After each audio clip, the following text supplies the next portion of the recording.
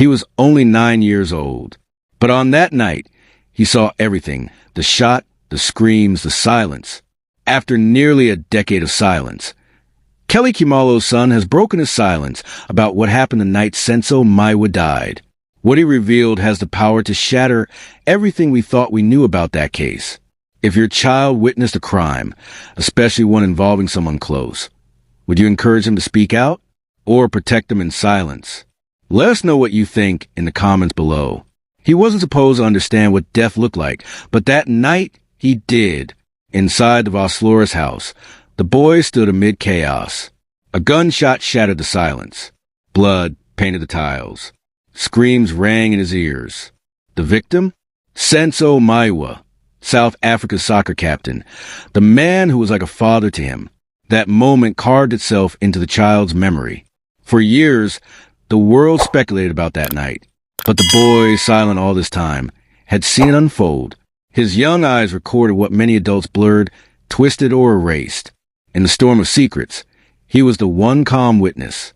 It's been almost 11 years. Why now? Why speak today, not yesterday? According to close insiders, it wasn't pressure. It was preparation. The boy, now a teenager, has undergone years of therapy. Only recently did professionals agree he was mentally ready to recount that night without breaking down. At the same time, the legal climate shifted. Investigations reopened. Momentum surged. Suddenly, there was space for truth, not a headline, not a performance, but a raw, unrehearsed truth, the kind that had been buried under trauma and silence. Timing didn't just matter. Timing protected him. The courtroom wasn't packed. No cameras, no flashes, just a sealed chamber and a trembling voice. What prosecutors heard wasn't vague. It was exact. The boy described who was where, who was holding what words were shouted before the shot. His memory carried timestamps, details only a present witness could have known. Officials who had reviewed the scene years ago went pale. Something didn't add up anymore. Or maybe it finally did. A testimony from a child, untouched by the media, now challenged the entire framework built on inconsistent adult stories. One voice, one memory, total disruption. She sat still. No gasps, no objections, not even a glance toward her son.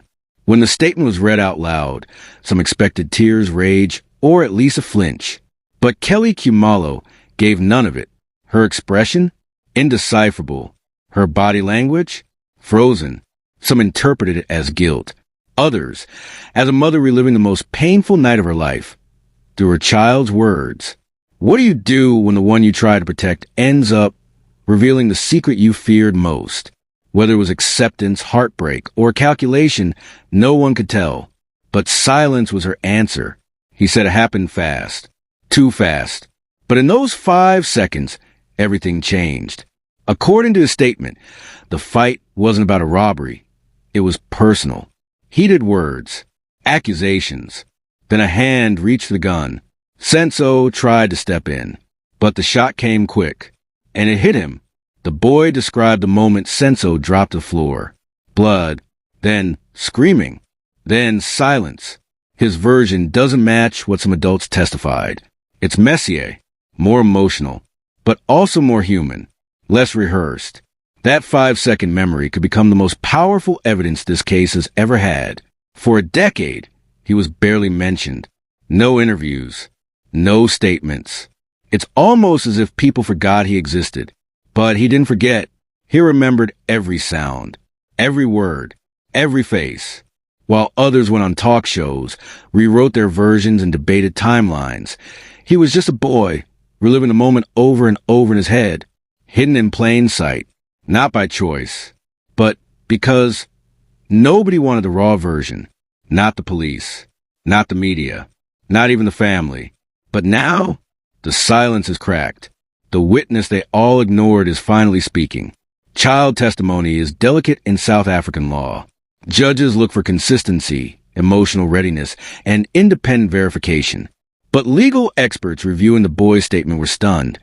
It aligned with known forensic markers. Blood location, entry wound, time of death, Things he couldn't have guessed. Things he wasn't told. What once seemed like a hazy, traumatized memory might now be a key that unlocks the truth. It won't be the only evidence, but it might be the anchor. One insider said, his words are cleaner than the police reports. For once, clarity isn't coming from a detective. It's coming from a child. Behind closed doors, the Khumalo household is unraveling. Since the boy's revelations, relatives have turned on one another. One source claims Lesedi, Kelly's sister, accused her of hiding too much for too long. Another described a shouting match over WhatsApp messages sent on the night of the murder. These aren't just disagreements. They're fractures. Everyone's scared of what might come next.